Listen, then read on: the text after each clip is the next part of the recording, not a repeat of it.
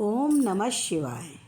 व्यास जी कहते हैं, जगत के पिता भगवान शिव, जगन माता कल्याणमयी पार्वती तथा उनके पुत्र गणेश जी को नमस्कार करके हम इस पुराण का वर्णन करते हैं।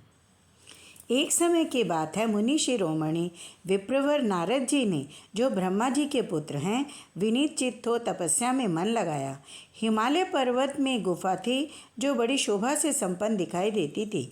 उसके निकट देव नदी गंगा निरंतर वेगपूर्ण बहती थी। वहाँ एक महान दिव्य आश्रम था जो नाना प्रकार की शोभा से सुशोभित था। दिव्यदर्शी नारद जी तपस्या करने के लिए उसी आश्रम में गए। उस गुफा को देखकर मुनिवर नारद जी बड़े प्रसन्न हुए और सुदीर्घ काल तक वहाँ तपस्या करते रहे। उनका अंतःकरण शुद्ध था। वे दृढ़तापूर्वक आसन बांधकर मौन हो प्राणायाम पूर्वक समाधि में स्थित हो गए। मुनिवर नारद जी जब इस प्रकार तपस्या करने लगे, उस समय यह समाचार पाकर देवराज इंद्र कांप उठे। वे मानसिक संताप से विह्वल हो गए। ये नारद मुनि मेरा राज्य लेना चाहता है। मन ही मन ऐसा सोचकर इंद्र ने उनकी तपस्या को विघ्न डालने के लिए प्रयत्न करने की इच्छा की। उस समय देवराज इंद्र ने अपने मन से कामदेव का स्मरण किया। स्मरण करते ही कामदेव आ गए। महेंद्र ने उन्हें नारद जी की तपस्या में विघ्न डालने का आदेश दिया। यह आज्ञा पाकर कामदेव वसंत को साथ ले बड़े गर्व से उस स्थान पर गए और अपना उपाय करने लगे। वहाँ कामदेव और वसंत के अथक प्रयत्न करने पर भी नारद मुनि के चित्त में विकार नहीं उत्पन्न हुआ, क्योंकि पहले उसी आश्रम में कामशत्रु भगवान शिव ने उत्तम तपस्या की थी और वही उन्होंने मुनियों की तपस्या का नाश करने वाले कामदेव को शीघ्र ही भस्म कर डाला था। उस समय रति ने कामदेव को पुनः जीवित करने के लिए देवताओं से प्रार्थना की। तब देवताओं ने समस्त लोकों का कल्याण करने वाले भगवान शंकर से याचना की। उनकी याचना करने पर वे बोले, देवताओं, कुछ समय व्यतीत होने के बाद कामदेव जीवित तो हो जाएंगे, परंतु वहाँ उनका कोई उपाय नहीं चल सकेगा। भगवान शिव के कारण उस स्थान में कामदेव का कोई प्रभाव नहीं पड़ सकता। यह बात नारद जी नहीं जानते थे और इसमें वह अपने आप पर अहंकार करने लगे। उस समय देवराज इंद्र को बड़ा विस्मय हुआ। उन्होंने नारद जी की भूरी भूरी प्रशंसा की। नारद जी भगवान शंकर की कृपा से वहाँ चिरकाल तक तपस्या में लगे रहे। जब उन्होंने अपनी तपस्या को पूर्ण समझा, तब वे मुनि उससे विरत हो गए। कामदेव पर मेरी विजय हुई, ऐसा मानकर उन मुनीश्वर के मन में व्यर्थ ही गर्व हो गया। उस माया से अत्यंत मोहित तो मुनि शिरोमणि नारद अपना काम विजय संबंधी वृत्तांत बताने के लिए तुरंत ही कैलाश पर्वत पर गए। वहाँ रुद्रदेव को नमस्कार करके गर्व से भरे हुए मुनि ने अपने आप को महात्मा मानकर तथा अपने ही प्रभाव से कामदेव पर अपनी विजय हुई समझकर उनसे सारा वृत्तांत कह सुनाया। रुद्र बोले, तात नारद, तुम बड़े विद्वान हो, धन्यवाद के पात्र हो, परंतु मेरी यह बात ध्यान देकर सुनो। अब से फिर कभी ऐसी बात कहीं ना करना। विशेषतः भगवान विष्णु के सामने इसकी चर्चा कदापि ना करना। तदनंतर मुनि शिरोमणि नारद ब्रह्मलोक में गए। वहाँ ब्रह्मा जी को नमस्कार करके उन्होंने कहा, पिताजी, मैंने अपने तपोबल से कामदेव को जीत लिया है। उनकी यह बात सुनकर ब्रह्मा जी ने भगवान शिव के चरणारविंदों का चिंतन किया और सारा कारण जानकर अपने पुत्र को यह सब कहने से मना किया। परंतु नारद जी शिव की माया से मोहित थे, इसलिए नारद जी अपना सारा वृत्तांत भगवान विष्णु के सामने कहने के लिए वहाँ से शीघ्र ही विष्णु लोक में गए। नारद मुनि ने मत से मोहित होकर अपना सारा वृत्तांत बड़े अभिमान के साथ विष्णु को कह सुनाया। तत्पश्चात श्री विष्णु बोले, मुनिश्रेष्ठ, तुम धन्य हो, तपस्या के तो भंडारी हो। तुम्हारा हृदय भी बड़ा उदार है। तुम में काम विकार कैसे आ सकता है? तुम तो जन्म से ही निर्विकार तथा शुद्ध बुद्धि वाले हो। भगवान के चरणों में मस्तक झुकाकर इच्छानुसार विचरने वाले नारद मुनि वहाँ से चले गए। जब नारद मुनि इच्छानुसार वहाँ से चले गए, तब भगवान शिव की इच्छा से माया विशारद श्री हरि ने तत्काल अपनी माया प्रकट की। उन्होंने मुनि के मार्ग में एक विशाल नगर की रचना की, जिसका विस्तार 100 योजन था। वह अद्भुत नगर बड़ा ही मनोहर था। भगवान ने उसे अपने वैकुंठ लोक से भी अधिक रमणीय बनाया था। वहाँ शीलनिधि नामक ऐश्वर्यशाली राजा राज्य करता था। वे अपनी पुत्री का स्वयंवर करने के लिए उद्यत थे। उनकी कन्या का वरण करने के लिए उत्सुक हो चारों दिशाओं से बहुत से राजकुमार पधारे थे। उन राजकुमारों से वह नगर भरा पूरा दिखाई देता था।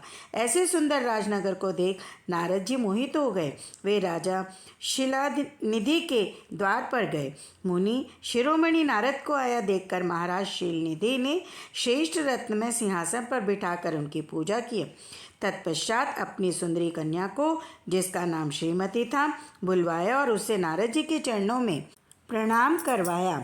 उस कन्या को देखकर नारद मुनि चकित हो गए और बोले, राजन, यह देवकन्या के समान तुम सुंदरी महाभागा कन्या कौन है? उनकी यह बात सुनकर राजा ने हाथ जोड़कर कहा, मुने, यह मेरी पुत्री है। इसका नाम श्रीमती है। अब इसके विवाह का समय आ गया है। यह अपने लिए सुंदर वर चुनने के निमित्त स्वयंवर में जाने वाली है। इसमें सब प्रकार के शुभ लक्षण लक्षित होते हैं।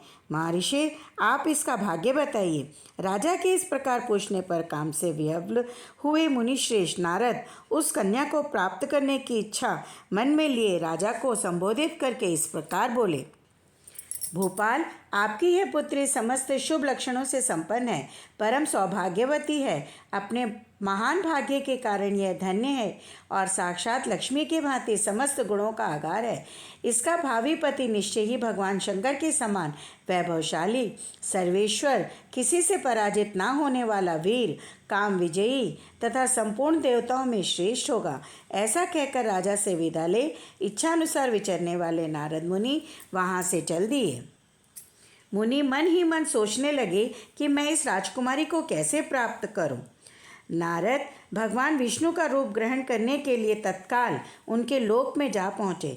वहाँ भगवान विष्णु को प्रणाम करके वे इस प्रकार बोले, भगवान, मैं एकांत में आपसे अपना सारा वृतांत कहूँगा। तब बहुत अच्छा कहकर लक्ष्मीपति श्रीहरि नारद जी के साथ एकांत में जा बैठे और बोले, मुने, अब आप अपनी बात कहिए। तब नारद जी ने कहा, भगवान, आपके भक्त जो राजा शीलनिधि हैं, वे सदा धर्म पालन में तत्पर रहते हैं। उनकी एक विशाल लोचना कन्या है जो बहुत ही सुंदरी है। उसका नाम श्रीमती है। वह विश्व मोहिनी के रूप में विख्यात है और तीनों लोकों में सबसे अधिक सुंदरी है। प्रभु, आज मैं शीघ्र ही उस कन्या से विवाह करना चाहता हूँ। नाथ, मैं आपका प्रिय सेवक हूँ, अतः आप मुझे अपना स्वरूप दे दीजिए, जिससे राजकुमारी श्रीमती निश्चय ही मुझे वर ले। नारद मुनि की ऐसी बात सुनकर भगवान मधुसूदन हंस पड़े और भगवान शंकर के प्रभाव का अनुभव करके उन दयालु प्रभु ने उन्हें इस प्रकार उत्तर दिया, मुने, तुम अपने अभीष्ट स्थान को जाओ। मैं उसी तरह तुम्हारा हित साधन करूँगा जैसे श्रेष्ठ वैद्य अत्यंत पीड़ित रोगी का करता है, क्योंकि तुम मुझे विशेष प्रिय हो। भगवान विष्णु ने नारद मुनि को मुख तो वानर का दे दिया और शेष अंगों में अपने जैसा स्वरूप देकर वे वहाँ से अंतर्धान हो गए। भगवान का मनोहर रूप प्राप्त हो गया समझकर नारद मुनि को बड़ा हर्ष हुआ। मुनिश्रेष्ठ नारद शीघ्र ही उस स्थान पर जा पहुँचे जहाँ राजा शीलनिधि ने राजकुमारों से भरी हुई स्वयंवर सभा का आयोजन किया था। राजपुत्रों से घिरी हुई वह दिव्य स्वयंवर सभा दूसरी इंद्र सभा के समान अत्यंत शोभा पा रही थी। नारद जी उस राजसभा में जा बैठे और वहाँ बैठकर प्रसन्न मन से बार बार यही सोचने लगे कि मैं भगवान विष्णु के समान रूप धारण किए हुए हूँ, अतः वह राजकुमारी अवश्य मेरा ही वर्णन करेगी, दूसरे का नहीं। मुनिश्रेष्ठ नारद को यह ज्ञान नहीं था कि उनका मुँह कितना कुरूप है। नारद मुनि के अहंकार को समाप्त करने के लिए ही भगवान शिव और भगवान विष्णु ने यह कार्य किया था। इसी बीच में वह सुंदरी राजकन्या स्त्रियों से घिरी हुई अंतपुर में वहां आई। उसने अपने हाथ में सोने की सुंदर माला ले रखी थी। वह शुभ लक्षणा राजकुमारी स्वयंवर के मध्य भाग में लक्ष्मी के समान खड़ी हुई अपूर्व शोभा पा रही थी। उत्तम व्रत का पालन करने वाली वह भूप कन्या माला हाथ में लेकर अपने मन के अनुरूप वर का अन्वेषण करती हुई सारी सभा में भ्रमण करने लगी। नारद मुनि का भगवान विष्णु के समान शरीर और वानर जैसा मुंह देखकर वह कुपित हो गई और उनकी ओर से दृष्टि हटाकर प्रसन्न मन से दूसरी ओर चली गई। स्वयंवर सभा में अपने मनोवांछित वर को ना देखकर वह भयभीत हो गई। राजकुमारी उस सभा के भीतर चुपचाप खड़ी रह गई। उसने किसी के गले में जयमाला नहीं डाली। इतने में ही राजा के समान वेशभूषा धारण किए भगवान विष्णु अपने मायाजाल से वहां आ पहुँचे। किन्हीं दूसरे लोगों ने उनको वहां नहीं देखा। केवल उस कन्या की ही दृष्टि उन पर पड़ी। भगवान को देखते ही उस परम सुंदरी राजकुमारी का मुख प्रसन्नता से खिल उठा। उसने तत्काल ही उनके कंठ में वह माला पहना दी। राजा का रूप धारण करने वाले भगवान विष्णु उस राजकुमारी को साथ लेकर तुरंत अदृश्य हो गए और अपने धाम में जा पहुँचे। इधर सब राजकुमार श्रीमती की ओर से निराश हो गए। नारद मुनि तो काम वेदना से आतुर हो रहे थे, इसलिए वे अत्यंत विह्वल उठे। तब वे दोनों विप्र रूपधारी ज्ञान विशारद रुद्रगण काम विह्वल नारद जी से उसी क्षण बोले, हे नारद, हे मुनि, तुम व्यर्थ ही काम से मोहित हो रहे हो और सौंदर्य के बल से राजकुमारी को पाना चाहते हो। अपना वानर के समान घृणित मुंह तो देख लो। उन रुद्रगणों की यह वचन सुनकर नारद जी को बड़ा विस्मय हुआ। वे शिव की माया से मोहित थे। उन्होंने दर्पण में अपना मुंह देखा।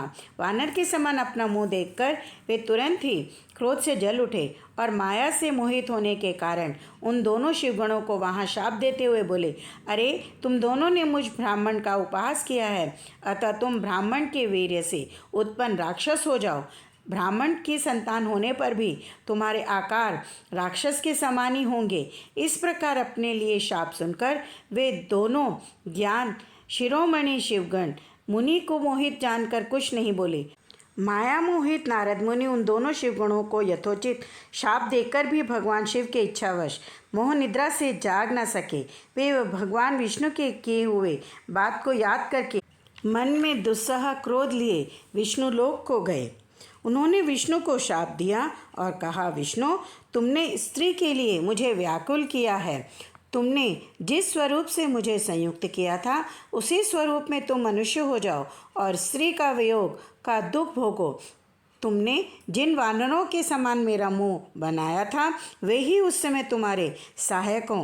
अज्ञान से मोहित हुए नारद जी ने मोहवश श्रीहरि को जब इस तरह शाप दिया तब उन्होंने शंभु की माया की प्रशंसा करते हुए शाप को स्वीकार कर लिया। तदनंतर महालीला करने वाले शंभु ने अपनी उस विश्व मोहिनी माया को, जिसके कारण ज्ञानी नारद मुनि भी मोहित हो गए थे, खींच लिया। शिव की माया हटते ही नारद जी पूर्ववत शुद्ध बुद्धि से युक्त हो गए। उनकी सारी व्याकुलता जाती रही। इससे उनके मन में बड़ा विस्मय हुआ। वे अधिकाधिक पश्चाताप करते हुए बारंबार अपनी निंदा करने लगे। यह सब कुछ मेरा माया जनित भ्रम ही था। वैष्णव शिरोमणि नारद जी भगवान विष्णु के चरणों में गिर पड़े। भगवान हरि ने उन्हें उठाकर खड़ा कर दिया और कहा, तात खेद ना करो, तुम मेरे श्रेष्ठ भक्त हो। इसमें संशय नहीं कि मैं तुम्हें एक बात बताता हूँ, सुनो। भगवान शिव तुम्हारा कल्याण करेंगे। तुमने मद से मोहित होकर जो भगवान शिव की बात नहीं मानी थी, उसकी अवहेलना कर दी थी, उसी अपराध का भगवान शिव ने तुम्हें ऐसा फल दिया है। अपने सारे संशय को त्याग कर तुम भगवान शंकर के सुयश का गान करो और सदा अनन्य भाव से शिव के शतनाम स्तोत्र का पाठ करो। भगवान शिव तुम्हारा कल्याण करेंगे। इस प्रकार प्रसन्नचित्त हुए भगवान विष्णु नारद मुनि को प्रेम पूर्वक उपदेश देकर श्री शिव का स्मरण, वंदन और स्तवन करके वहाँ से अंतर्धान हो गए। नारद जी ने भी शिव तीर्थों में भ्रमण करके अपने मन को शुद्ध किया। वह शिवगण जिनको नारद मुनि ने शाप दिया था, अगले जन्म में कुंभकर्ण और रावण के रूप में जन्म लेकर शिव के ही दूसरे स्वरूप श्री विष्णु के हाथों मृत्यु पाकर फिर अपने पद पर प्रतिष्ठित हो गए। ओम नमः शिवाय। इस प्रकार नारद जी को भी ज्ञान की प्राप्ति हुई।